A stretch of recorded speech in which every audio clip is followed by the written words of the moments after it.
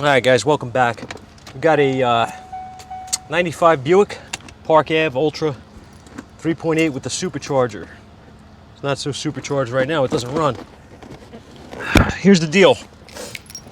Customer was driving, vehicle stalled while driving, would not restart. It cranked with a no start. They towed it to a shop in the area. The shop condemned the fuel pump on the vehicle, replaced the pump in the tank, put everything back together. It's turned out to be still a crank no start condition. At that point, they condemned the ignition lock cylinder. They said that's faulty. For whatever reason, they came to that conclusion.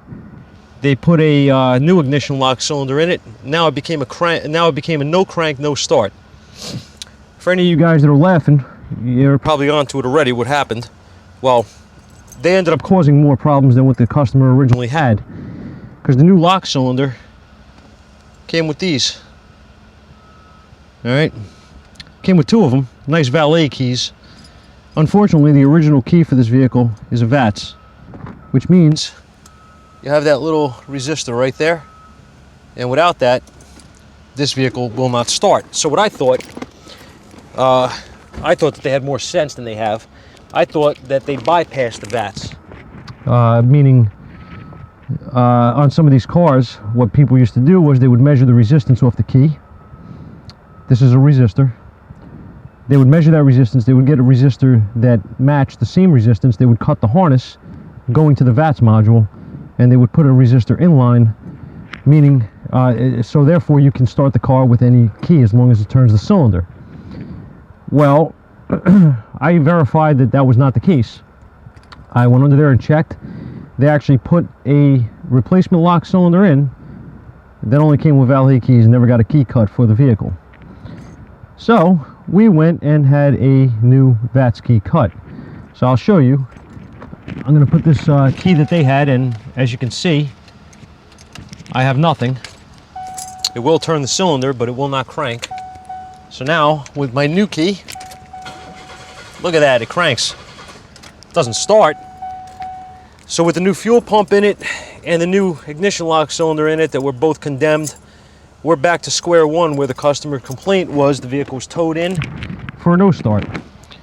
So I got my scanner here, and this is an early one. I'm going to see if I could communicate here with this thing. I'm going to go into generic first. I just want to see if I have any codes. I did not see a check engine light come on. It is sunny as hell out here though, so do not see a check engine light. Hello, where are you? And knowing these guys, they probably pulled the bulb out at some point. We'll see. First things first, I'm going to try to communicate with the scan tool. You have to have a strategy, obviously. So knowing the car cranks but does not run, where do we start? Well, I want to know what we lost. I want to know. I don't like the fact that we have no check engine light coming on, but I'm not going to overlook the possibility that these guys pulled the bulb out, or the check engine light had been on for so long that it burnt out. So I'm really not going to pay a whole lot of attention to that yet, and I can verify the computer being alive on this if I want to just go outside with a meter, and I'll check my 5-volt reference at a couple of sensors, and I'll know the computer is alive. Okay. We have to know what we lost. Okay, in a no start condition, any no start condition, you have to verify what you do not have. All right, or verify what you do have, whatever, and use the process of elimination to determine your next step in the diagnostic process. Right. So first things first, we're going to see what is going on here with the scan tool, because it's the easiest thing, and it's 100 and God knows what degrees out here. And I really don't feel like trying to push this thing in the shop right now by myself, so we're going to sweat it out. And I don't think that I'm going to communicate with this thing. I don't think. We should go get the Bosch. No communication. Yay! Alright. Check for basics, guys. I'm going to go get a diagram. Actually, I'm going to get a meter. I'm going to verify that I have 5-volt reference, so I'll be right back. Alright guys, I got this set up here with a spark tester and an annoyed light, and I'm going to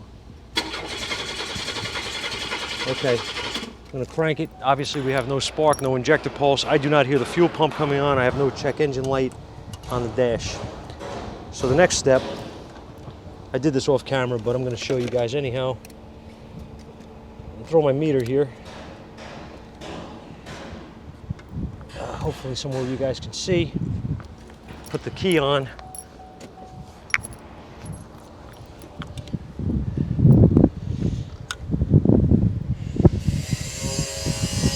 And there's my 5-volt reference.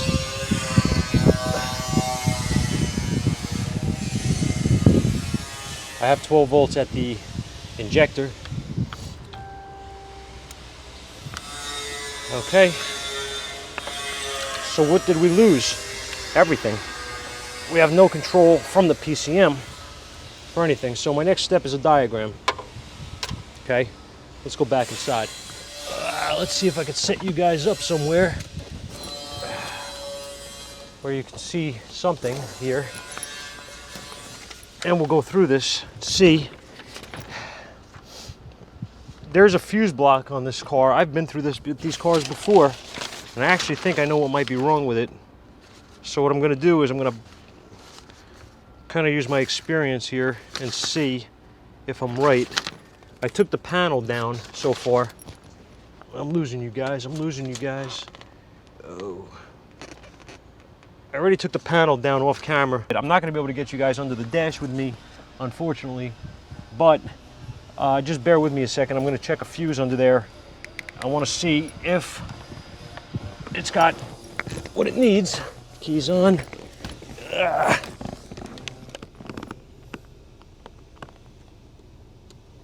All right. Well, so far my experience is paying off. I already pulled a diagram on this bad boy too. Here's the blown fuse, and I'm going to show you guys what it goes to. I've had this numerous times in the past with these type of cars. Let's see if I can get this to focus somehow. Let me do it this way. I'm going to turn you guys around so that way you guys can see where I'm at. Let's see if I can get a better view here. Okay, it is this fuse here. I'm going to circle it right here. Fuse number 6 in the relay center. And if this camera picks it up, I'm hoping. I'm still getting used to this, guys, so bear with me with the filming. I'm sorry. This fuse powers my electronic engine module. Yeah, electronic ignition module. Let me try to speak properly. Fuel pump relay and my oil pressure switch right here. That's what I'm going for. I'm going to go disconnect that because I've seen these switches short or the wires short and pop the fuse. So I'm not even going to put another fuse in here yet. I just want to go there and I want to see. Actually, you know what? I'm lying. I'm going to put a fuse in it. I'm going to put a fuse in it.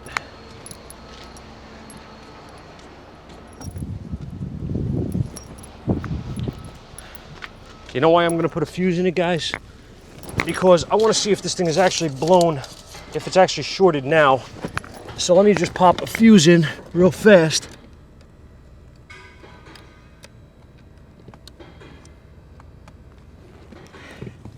Damn it. All right, so it's not popping the fuse right now. Did it pop it now? No, it did not. It did not pop the fuse.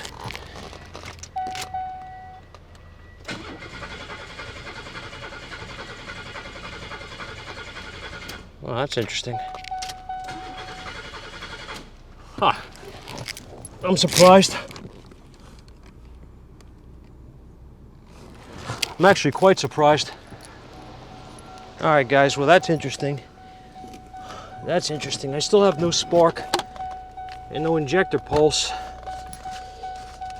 Yet I do have power down at that. I do have power down at that ignition module now. Let's see.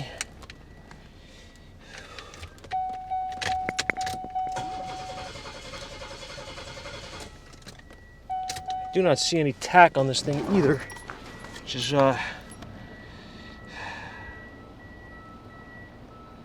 also interesting. All right, guys. So here we are. Excuse the glare. I'm going to try to get you a shot of what I can here, but I don't think it's going to really work out very well because I cannot even see it myself. Let me try to get a better shot.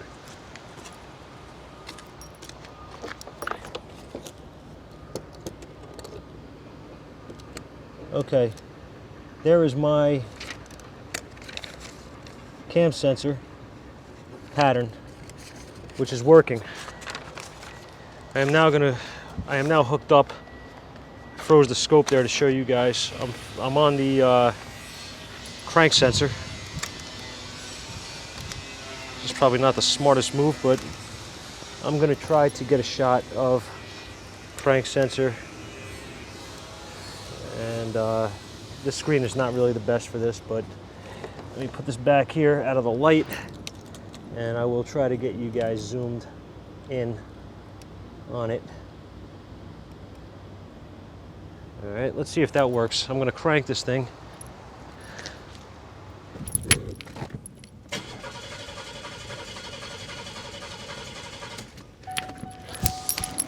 And I'm pretty sure that we have a broken crank sensor. Well guys, I didn't put the sensor in. I went inside and got myself a screwdriver and banged on the sensor. And as you can see, it's still hooked up on the scope.